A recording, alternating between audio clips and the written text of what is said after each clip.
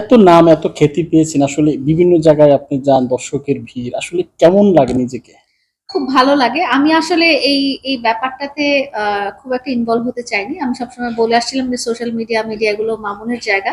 এবং আমি চেয়েছি মামুন যেন অনেক বড় হয়, অনেক বড় ক্যারিয়ার করতে পারে এবং দুনিয়ার মানুষ, আমি ওকে বলতাম যে আমি দেখবো যে তুমি নাচবা, আমেরিকার বড় স্টেডিয়াম ভর্তি লোকজন টিকিট কেটে তোমার নাচ দেখতে আসবে।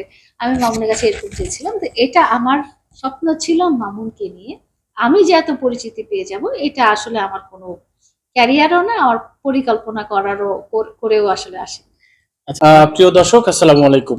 দেশে এবং দেশের বাইরে যারা দেখছেন, এই মুহূর্তে আমাদের ক্যামেরার সামনে দেখতে পাচ্ছেন একজন সুপরিচিত আমাদের আফা, লায়লা আপা।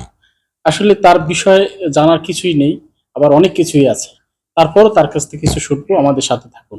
আপু, আসসালামু আলাইকুম। ওয়ালাইকুম আসসালাম, কেমন আছেন? জি, আলহামদুলিল্লাহ। আপু, এই যে আমরা কয়েকটি বছর আপনার এত নাম, আসলে এই নামের পিছনে, এখানে আসার পিছনে কার হাত ছিল প্রথমে?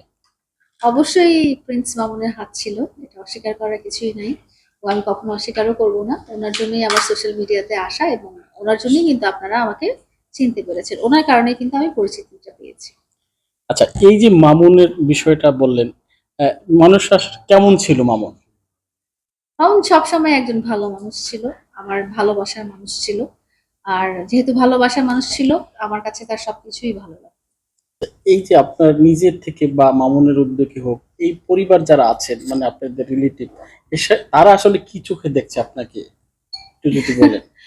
আহ আমার পরিবার আমাকে নর্মালি দেখে, তারা তো আত্মীয় স্বজন, তারা আমাকে আমি আগে যেরকম ছিলাম ওরকমই ওভাবেই ট্রিট করে, আলাদা করে কেউ কিছু বলে না যে না তুমি এত ফেমাস হয়ে গেছো, একটা ছবি তুলে, এই ধরনের কথা। তাদের কাছে আমি ওই যেরকম সন্তান, যেরকম মা, যেরকম বোন, ওইটাই।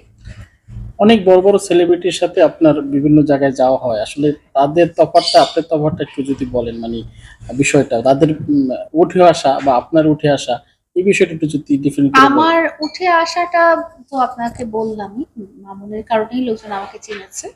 আর ২ নাম্বার কথা হচ্ছে যে অনেকের কাছেই, অনেক বড় সেলিব্রিটি যারা, তাদের কাছে হচ্ছে সোশ্যাল মিডিয়াটা হচ্ছে তাদের ক্যারিয়ার, তাদের আর্নিং এর সোর্স। আমার কাছে এই ব্যাপারটা হচ্ছে একেবারেই শখ। আমার ক্যারিয়ারও না, আমার আর্নিং সোর্সও না। তো আমার কাছে শখের ব্যাপার, যেটা শখ আছে তাই আছি, শখ থাকবে না তাই চলে যাবে। এটা মূলত আমরা ধরে নেব যে শখের জন্য মূলত এখানে আসা। শখের জন্যই। একটা সময় ছিল মামুনের জন্য আসা, মামুনকে সাপোর্ট দেওয়ার জন্য।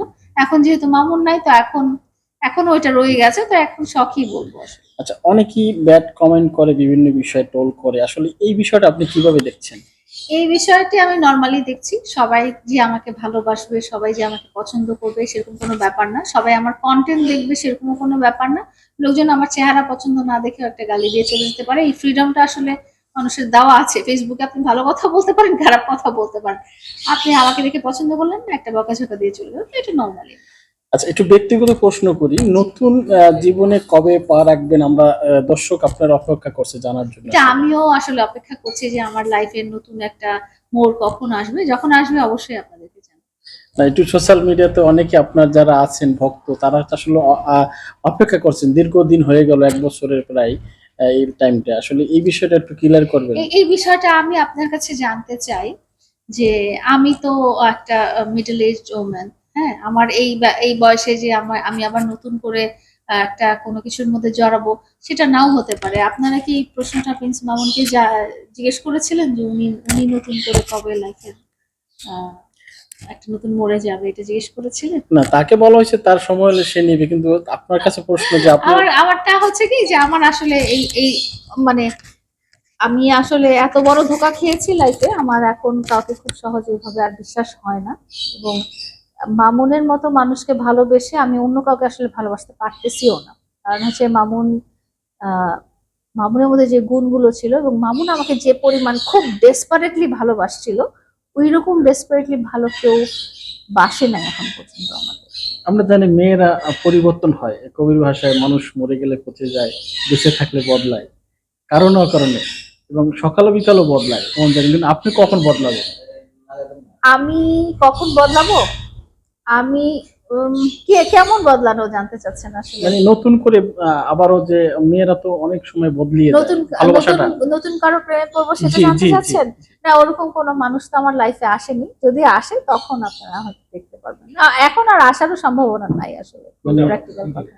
ওকে, ধন্যবাদ দর্শক, আমরা শুনছিলাম লায়লা আপার কিছু কথা।